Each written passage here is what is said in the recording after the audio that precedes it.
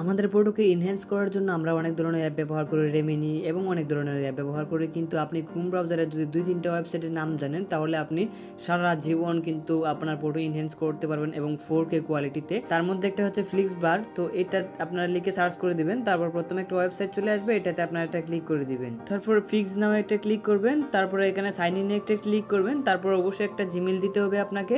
তো আমি একটা জিমেল দিয়ে দিলাম। তারপর এখানে কিন্তু আমাকে ক্রেডিট দিয়েছে একটা, মানে আমি একটা ফটোকে এনহ্যান্স করতে পারবো, কিন্তু আপনার যদি 2-3টা জিমেল থাকে তাহলে আপনি জিমেল চেঞ্জ করে করে কিন্তু আপনি এভাবে 1 সপ্তাহ পরে গেলে কিন্তু আপনি আবার একটা ক্রেডিট পেয়ে যাবেন। এভাবে কিন্তু আপনার ফটো এনহ্যান্স করতে পারবেন, মানে 7টা জিমেল হলে আপনি প্রতিদিনই একটা করে ফটো এনহ্যান্স করতে পারবেন। তো আমি আপলোডে ফটোতে ক্লিক করে দিলাম। এখন আমরা যদি দেখি, দেখেন এটার কোয়ালিটিটা আর এটার কোয়ালিটি, এটা তো বোঝাই যাচ্ছে না যে ফেসটা কীরকম, আর এটা দেখেন একদম কোয়ালিটিফুল হয়ে গেছে। দেখেন আপনারা দুইটা জাজ করলেই বুঝতে পারবেন যে কোনটা কীরকম হয়েছে। তো আজকে আমাদের 2 নাম্বার ওয়েবসাইটটা হচ্ছে পিক উইথ আনব্লার ইমেজ। তো এটা লিখে আপনারা সার্চ করে দিবেন, তারপর প্রথম যে ওয়েবসাইটটা চলে আসছে আমরা এটাতে একটা ক্লিক করে দিই, তারপর এখানে আপলোড ইমেজ একটা ক্লিক করে এখান থেকে আমরা একটা ইমেজ আপলোড করে দিই। এখান থেকে আমি তাহসান খানের একটা ফটো আপলোড করে দিলাম। তারপরে আমার জিমেলটা চাচ্ছে, তো আমি একটা জিমেল দিয়ে কন্টিনিউ করে দিচ্ছি। তারপর এখান থেকে দেখেন যে ফটোর কোয়ালিটিটা আপনারা এখানে জাজ করতে পারবেন যে ফটোর কোয়ালিটিটা কতটা ভালো হয়েছে। তারপর এখান থেকে ডাউনলোডে ক্লিক করলে কিন্তু আপনার ফটোটা ডাউনলোড হয়ে যাবে। তারপর থার্ড আমাদের যেটা রয়েছে সেটা হচ্ছে ক্রে.আই।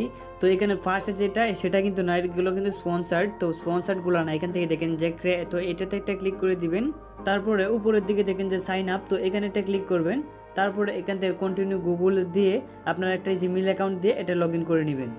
তারপর এই পাশে দেখেন যে 3 লাইন আছে, তো এখানে একটা ক্লিক করে ইনহ্যান্সেরটা ক্লিক করবেন, তারপরে এখান থেকে আপনার ফটোটা সিলেক্ট করে দিবেন এবং আপনাকে এখানে ইনহ্যান্সে এটা ক্লিক করতে হবে। ইনহ্যান্সে ক্লিক করলে এখানে আপনার কয়েক সেকেন্ড অপেক্ষা করতে হবে। এখন দেখেন আমাদের ফটোটা ইনহ্যান্স হয়ে চলে আসছে। এখন আমরা এই ফটোটাতে একটা ক্লিক করলে দেখেন ফটোটা কত ইনহ্যান্স হয়েছে, মানে একদম 4K। এটা মানে বলার বাহুল্য। এর মতন দেখেন আগে কীরকম ছিল আর এখন কীরকম, আগে কীরকম ছিল আর এখন কীরকম হলো। এটা হচ্ছে লাস্ট আকর্ষণ আপনাদেরকে দিয়ে দিলাম। তারপর এবং ফটোটাকে ডাউনলোড করার জন্য আপনার উপরে দেখেন যে ডাউনলোড অপশনটা আছে, তো এখানে একটা ক্লিক করে দিবেন।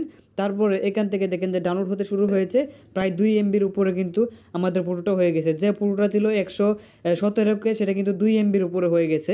এখন দেখেন যে পেজটা দেখেন আপনারা, জাস্ট দেখে ওয়াও।